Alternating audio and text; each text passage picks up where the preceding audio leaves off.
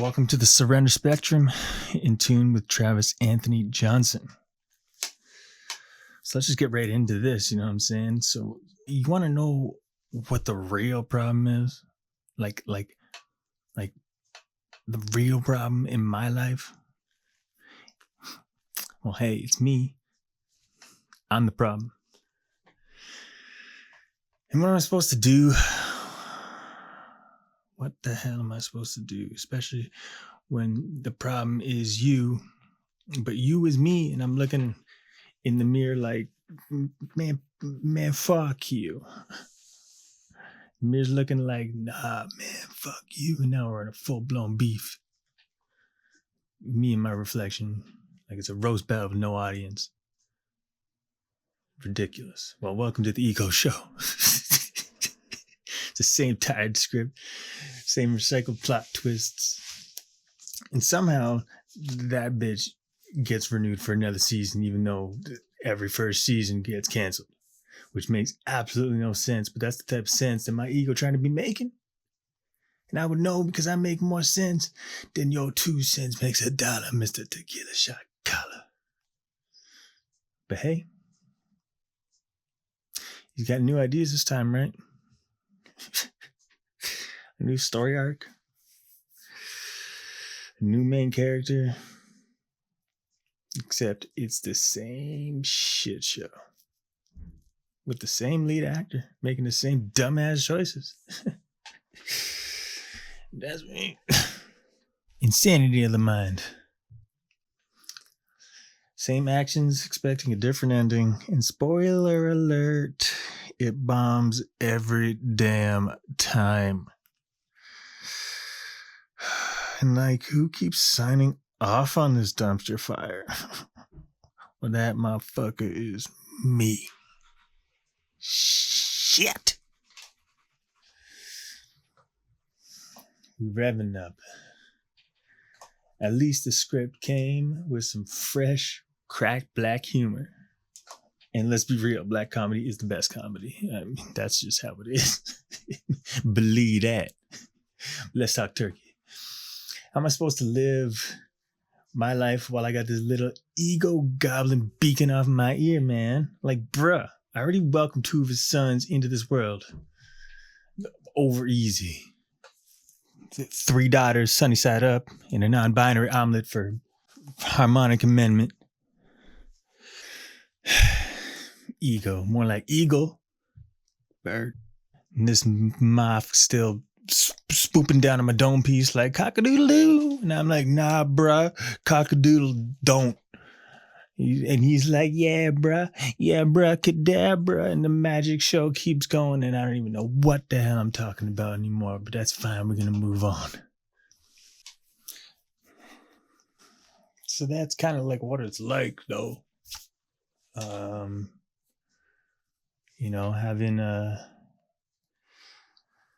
Having these same freaking outcomes happen over and over again, and you'd think that you'd just be able to think about, go fast forward right to the end and then just understand that that is just not going to be a good idea to do that again. But like, we get these extreme mental blank spots that just like void any bad outcome, and it just plays to all the good parts. Like, oh yeah, we're going to get laid.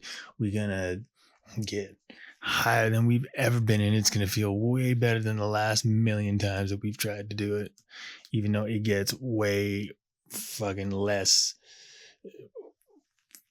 overwhelming. It becomes underwhelming.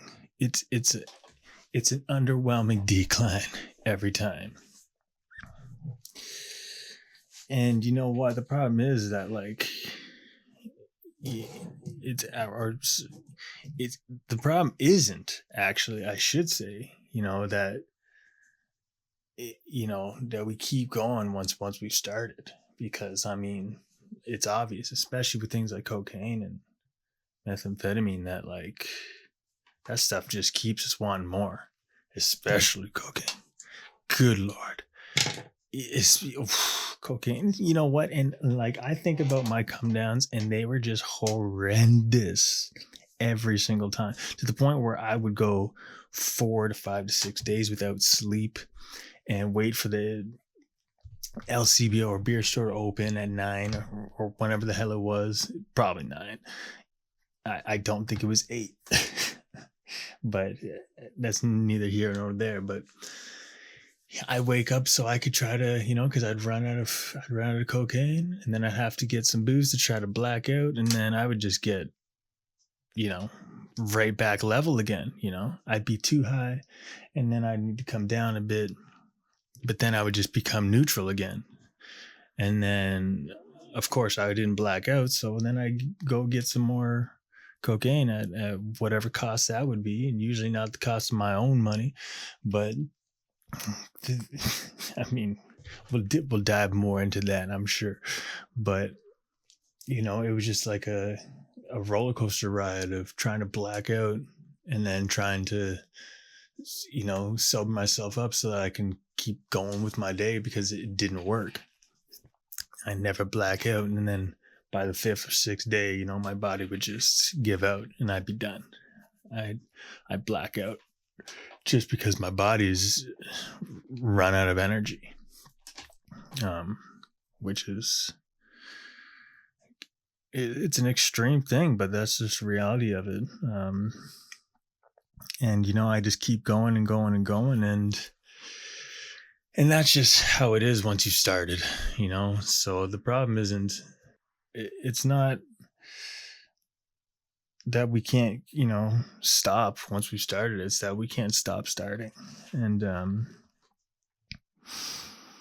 it's not even the using, it's the obsessing. It's the looping, the spiraling, the shit show just keeps spiraling. I'll just do it one more time and then quit tomorrow attitude.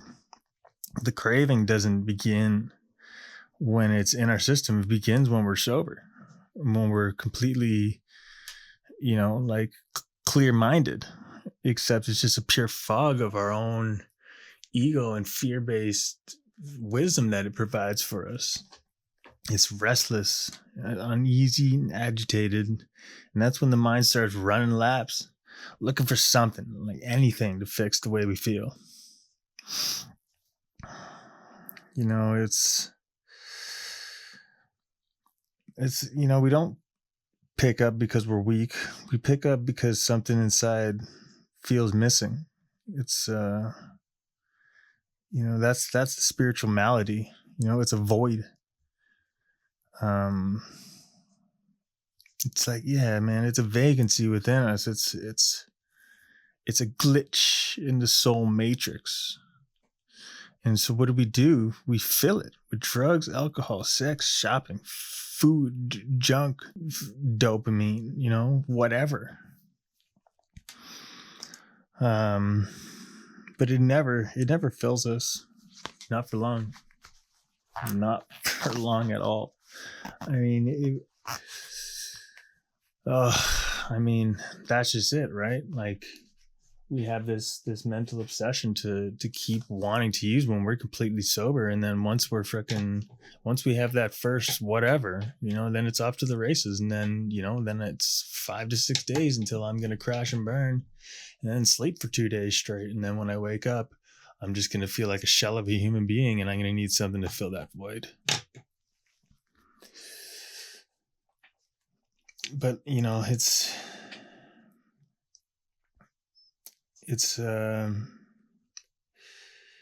what we're really chasing is a spiritual liberation. It's not another escape, but an awakening. Not more control, but surrender, right?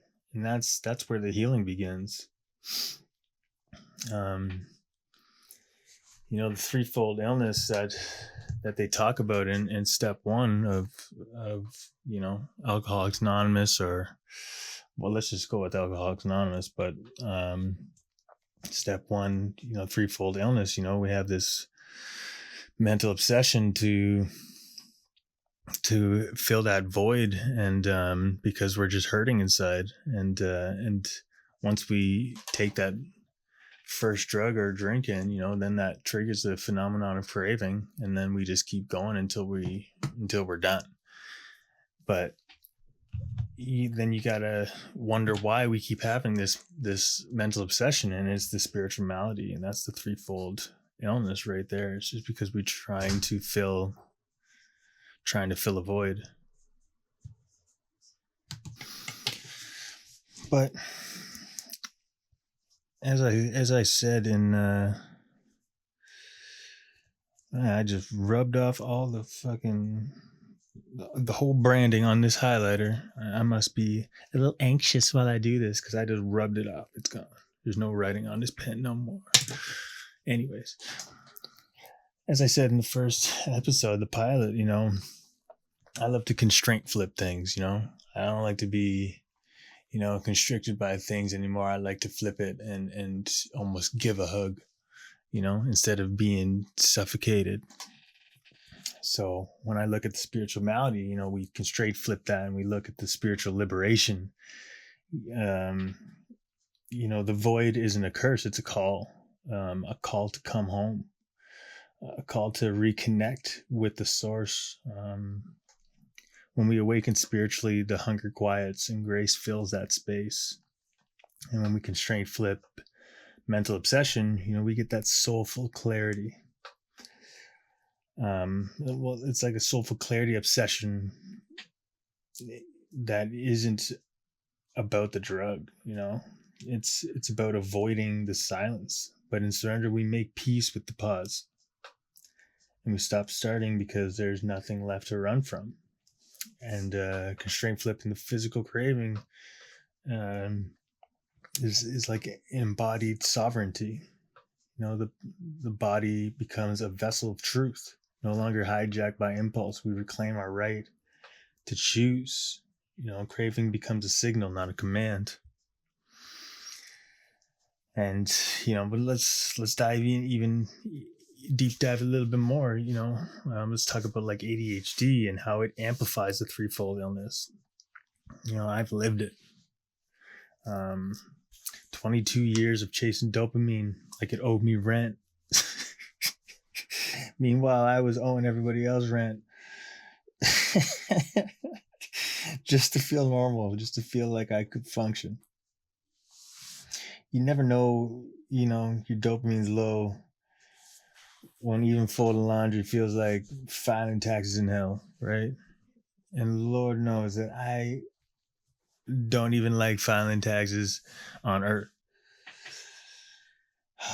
We thought we were fixing the problem. It turns out we were just burning the fuel tank dry. So, like, what happens to us? Our body stops producing dopamine naturally. Serotonin drops, cortisol spikes, nervous system stuck in fight or flight, and the brain is always scanning, planning, panicking, and never landing. And here's the kicker: ADHD plus sobriety equals obsession on steroids. Because when we're sober, the mind doesn't chill. It amplifies, it spirals, it latches onto anything that promises relief. Not joy, not growth, just escape. And that's not just addiction. That's a spiritual emergency right there. The threefold constraint flip of relativity, the physical craving, that we flip that into a cellular renewal. We rebuild the body through rest, clean nutrition, and deep nervous system care. Our cells are listening and they want to live. We live right now. Mental obsession, we constraint flip that sumbitch into like a focused stillness. ADHD isn't broken, it's brilliant. It's just untuned. Breath work, binaural beats. We'll dive into the frequencies, possibly even this episode. Nature, creative practice, creativity is massive. Look what we're doing right here. This is one of the most creative things I've ever done because I had this, this voice that always told me that I couldn't do it. So it's anything that makes me feel uncomfortable, right? Is the growth and the creativity. These are how we turn chaos into clarity through that creative practice. Spiritual malady, again with the burping on the fucking microphone. Excuse me. Yeah, that's ridiculous. Spiritual malady, though. We can straight flip that again to divine regulation. This isn't about getting high, it's about becoming whole, tuning your spirit back to the original frequency, back to the love that was never gone, just covered. It's like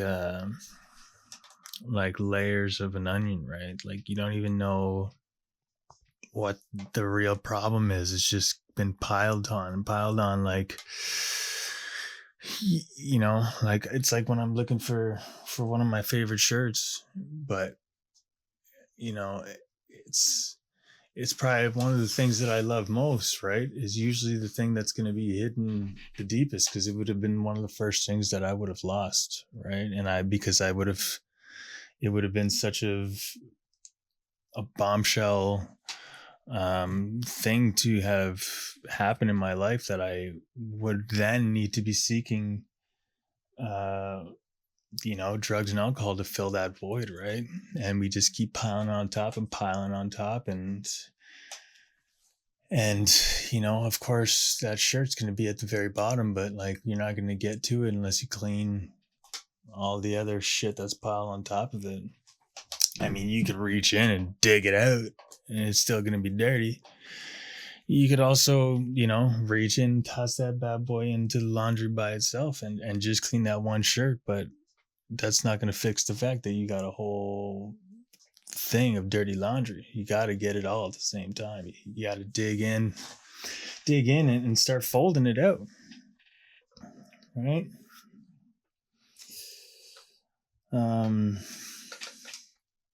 But why does ADHD amplify the threefold illness? The spiritual malady is it's like a with ADHD, it's like it's like the root disconnection, right? ADHD often makes us feel otherworldly sometimes, like just too much, too fast, too scattered. That constant mismatch with society plants the seed of unworthiness, the soil where addiction grows. Mental obsession with ADHD, it's the hyperactive mind. ADHD doesn't just think, it loops. The mind races, chases, obsesses. Now add addiction into the mix and you've got a cocktail of chaos and compulsion. And Lord knows that we love our cocktails, right? Especially in a state of mental obsession. We're just dying to have that first cocktail. And then we're off to the races of the physical craving, and when we have ADHD, it's a nervous system hijack, right? ADHD brains with ADHD are low on dopamine by default. So when something finally makes us feel okay, we cling to it. We hang on to it like it's going to save our life, right? And stage 5 clinger. This is the greatest thing that's ever happened to me. We're more susceptible to physical addiction because we've been starved for balance. In short, ADHD turns up the volume on every part of addiction, but here's the twist right here. You know what I'm saying? And not one of those plot twists that I was talking about before from the old ego. This one's from me. This is from T. We're not broken. We're brilliantly rewired for purpose. When we stop fighting our wiring and start honoring it, we stop needing to escape ourselves. We come home, we create, we lead. And I was talking before about binaural beats, right? For me, like like I used to do just the craziest shit, especially like in the psychosis of methamphetamine. I remember one time and knowing damn well that I was in psychosis, and that was that did not pan out well for me, to know when I was in psychosis, so that I could just run with it and be like, hey, I know none of this is real, but it's happening, so I'm gonna go with it because it's interesting. And I remember one time being at like this Airbnb that I was living at, and I had just come home from sleeping with this girl, and I remember that the psychosis was hitting me really hard. It was probably because I'm now without fluid of all different kinds. I've been sweating. And, actually, you know what? That brings me to this joke here. Let me, I got to pull this up on my phone, but this is just silly. I was walking to an AA meeting yesterday, and I was walking by. This is just absolutely preposterous. I gotta find this. I had to write it down in my notes.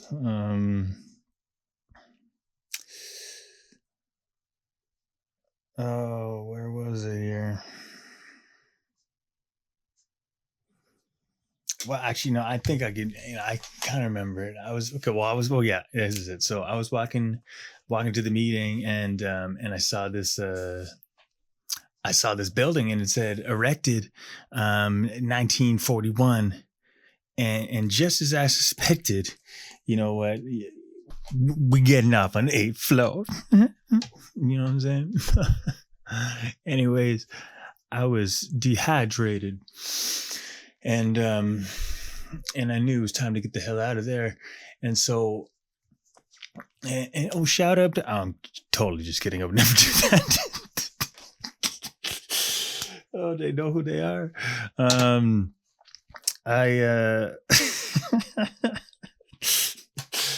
Oh Lord. Ooh, zip.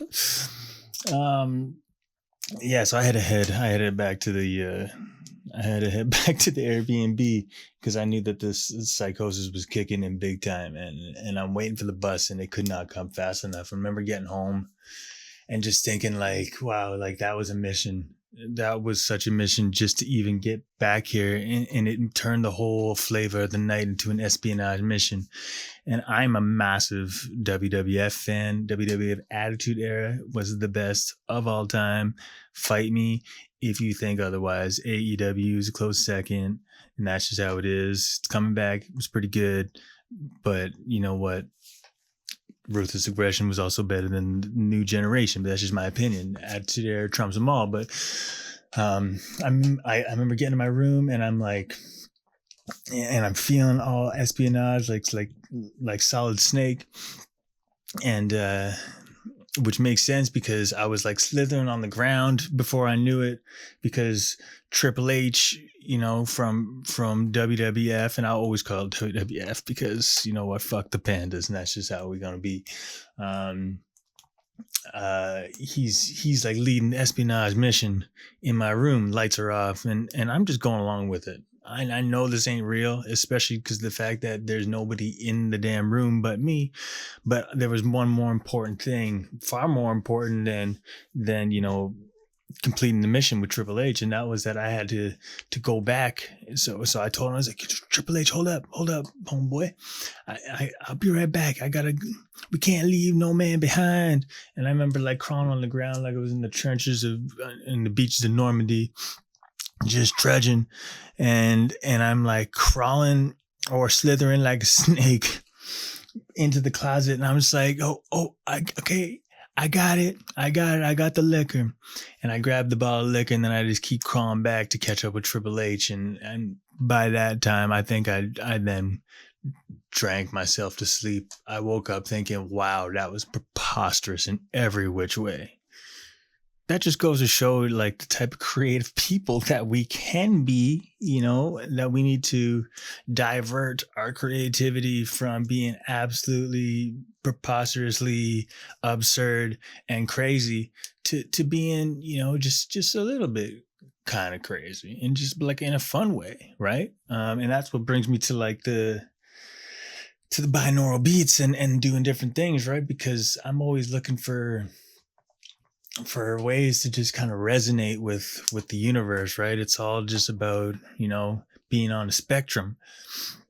And with frequencies, I know that you can obviously you can listen to the different frequencies in your headphones, and like binaural beats, and kind of catch these vibes of these different solfeggio frequencies. But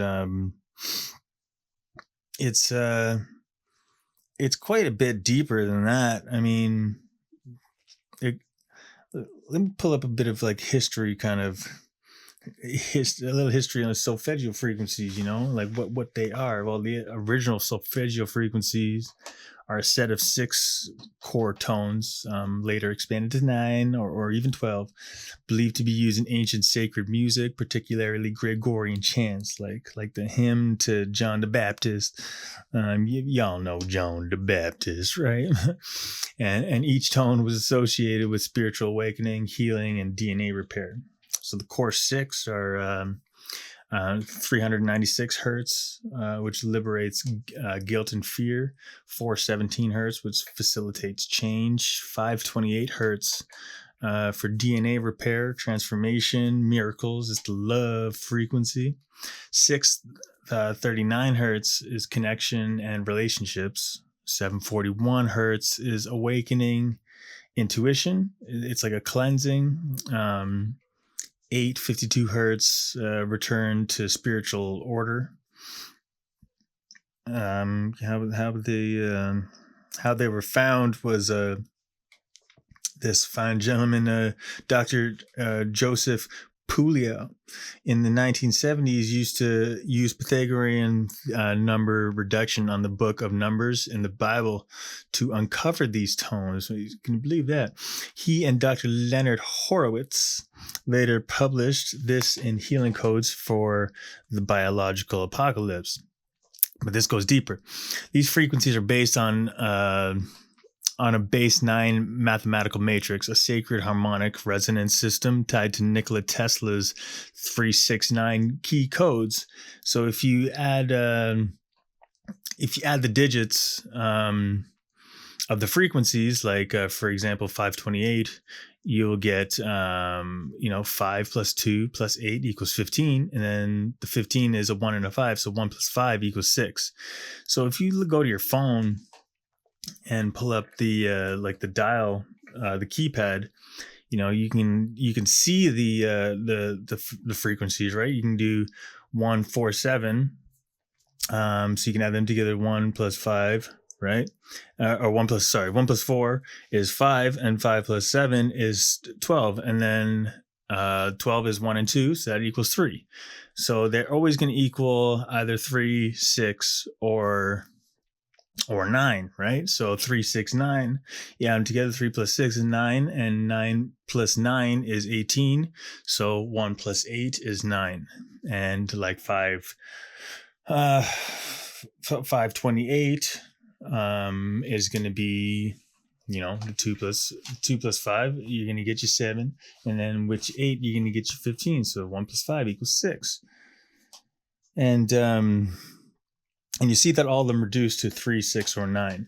They aren't just sounds; they're cosmic code frequencies. They're embedded in DNA, plant geometries, cymatic patterns, and even planetary resonances.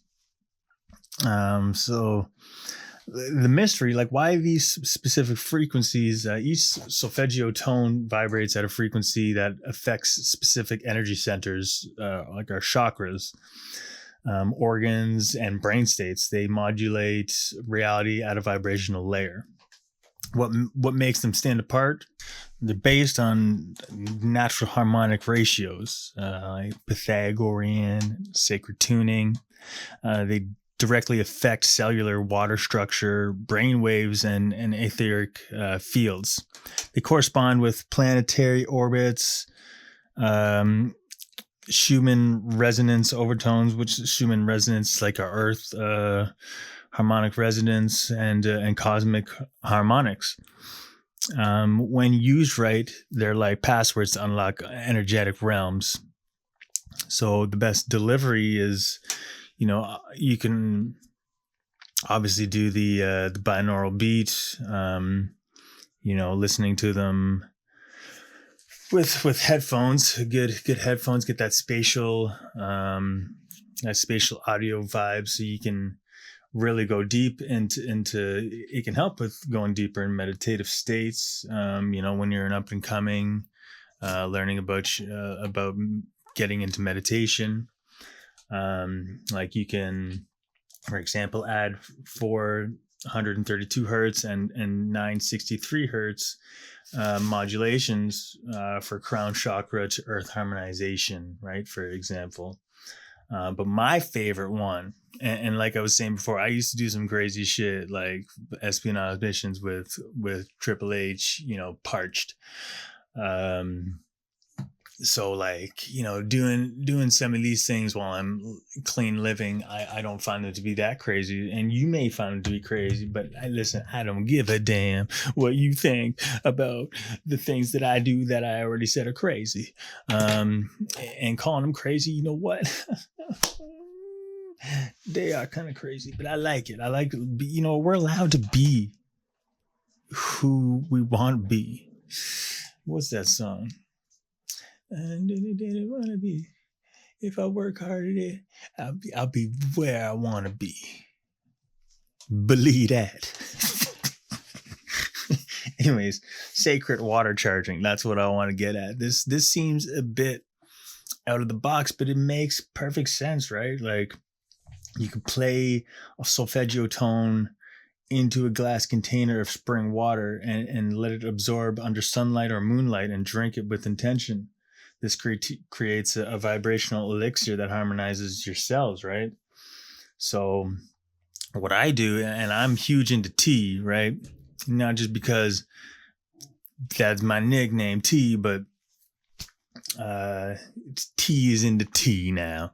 I'm all about the pot, and not the kind that you smoke, the kind that you be soaking with the... It's a teapot, all right?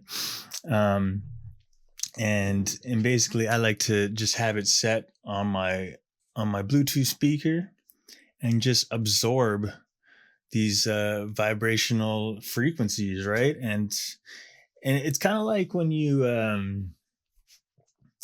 put like a metal plate on a speaker and you sprinkle salt or sand on it and play a specific frequency, and they make these crazy designs. That's cymatic sound design, right? And so you can play that through your water, through your drink, and set an intention, right? And that's my thing now, is making all these rituals, right? So I'll like play, like a frequency like 396 hertz for releasing fear, or 528 hertz for DNA repair and heart healing, 963 hertz for spiritual connection, 4 to 8, not 48, but 4-8 hertz for like theta for deep neural rewiring. 30.8 hertz is Schumann resonance, which is, as I was saying, the Earth's natural resonance for grounding the nervous system. And you just pump these into the water, man. Pump them into the tea, and then like, do a little prayer to whoever, whatever. Like, I pray to, I say God, right? It's just, it's the guardian of divinity, right? It isn't, you know what? I'll never know what it is, and that works for me. I don't try to figure it out. It's just the universe. It's everything, combined. And I love when they say, like, we are made in God's image, right? But I'm more like just a little pixel in the whole grand image. And I love to just do these little rituals and like pray for peace, or pray for like especially peace of mind, like coming off of something like crystal meth, man. The voices in my head were fucking tumultuous in my life, man. Like I had some serious mental issues over the past couple years, and I had to pray, right? It's that spiritual liberation against the spiritual malady. I needed something to help me through, and you know, the miracles that come with it from surrendering and just, and just getting down on my knees and just praying to something that I'll never even know, right? Just so I don't have to take it on myself. Because every time I take my life and my will on myself, right, I just run my life into the ground. So now, like, I'll run these freaking vibrational frequencies through a teapot, and I'll say a prayer based on, whatever my intentions are for the night, even if it's just to get me through the night. And and especially, paired with like natural ADHD support, right? Like, I'm all about my supplement, my vitamin stacks, right? You can get your L-tyrosine for your dopamine precursor, right? Lion's mane, omega-3s, magnesium, zinc, ashwagandha, as well as, like having cold exposure, like my brother is into, actually both my brother and my stepbrother, they're both into the ice baths, or like going into the lake that's, frozen over, which I think is absolutely wild. It's wild. I have a hard enough time standing underneath the water, after a hot shower, and then I'll go to as cold as I can. But like ice water, like, man, that makes my nipples go hard enough to sculpt a diamond right now. Just thinking about it. But cold exposure does help a lot with ADHD support and daily movement, sunlight, exercise, man. Like, I got back into the gym, and that's just, that's where I need to be. I probably should have went there today, but instead, I didn't. and you know what? I'm not going to be too hard on myself about it, because at least I'm doing this. Instead, I could have done nothing all day, and I did nothing for a lot of the day. But you know what? Easy does it. That's what they say. I'm not going to be too hard on myself, because that's where my ego wants me, right? Wants me at that bay, freaking tied down to the dock, right? Well, hickory dickory dock. I don't give a damn what kind of shrew ran up the clock. Ain't be no shrews up in here. I don't give a damn what time it is. Anyways, where was I? Even things like meditation is massive, right? And you can get, there's so many different things, right? Dopamine detox, breath work, mantra based meditations, like your affirmations are huge. Looking into the mirror and having that battle with that one. No, I'm just kidding about that one. That's a metaphorical thing to my ego when I'm looking in the mirror. I was not actually looking in the mirror saying fuck you to anybody. All right. I'm saying it in my head, which sounds even more crazy. But you know what? If you think about it, it's kind of a more sane thing to do, to call out my ego and just to understand that, it is this other thing that is a part of me, and I don't have to. I gotta own up for the damage that it caused me, but what it talked me into, because it was always like, you know what, we got this. We can drink one more time. We can do drugs one more time. We got this, man. We're in this together, right? But then soon as like, shit hits the fan, it's just like, man, you fucked up, and I'm just like, what do you mean you? I thought, like, what happened to we? And she's like, nah, bruh, fuck you. And that's when I'm like, no, fuck you, man. Oh, it's a dark freaking wormhole to jump down with that sumbitch. So that's why we gotta, constrain flip that spiritual malady, man, because we need to fill that void with the real stuff, and that's by uncovering all these, uncovering all the dirty laundry to get to that favorite shirt at the bottom, right? And seeing what the problem was, and the problem was that it was just dirty, right? We just had to clean her off. We can also practice mindfulness of observing, not attaching, detachment from the outcome. Music, just creativity, meditations that are synced to intention, guided meditation, anything to just get you started, right? This isn't just about recovery. This is alchemy, right? It could be so much more. We can have fun with it. This is about coming back from the edge with more wisdom, more power, and more peace than ever before. We're not just getting clean, we're getting clear. We're not just healing, we're becoming the healers. And,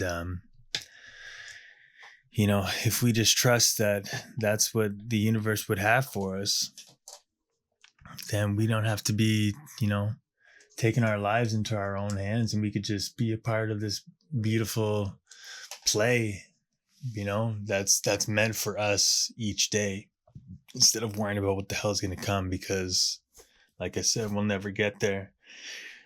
The more about just that we stay attached to the outcome, the less that we're ever going to be present. And we need to, surrender to our presence, right? We got to keep in tune with our soul. And that being said, I'm clearly, I'm not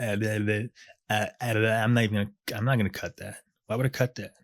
Then maybe I just made up a new language. That's being creative right there. All right. So, I'm grateful that you all came to listen and be in tune with myself. I hope to see you again for the next episode. And again, stay surrendered, stay in tune. Bye now.